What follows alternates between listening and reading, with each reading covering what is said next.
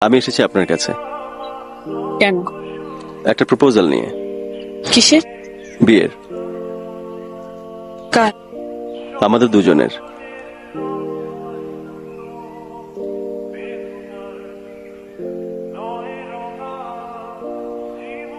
আর কিছু? আমার যোগ্যতা, আমি আপনাকে ভালোবাসি। এই যোগ্যতায় আমাদের দুজনের কি এক হওয়া সম্ভব?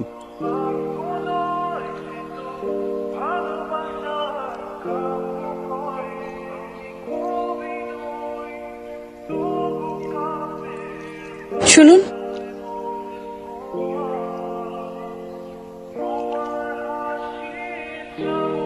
আমার ফুল আপনি কাকে দেবেন? আপনি নেবেন?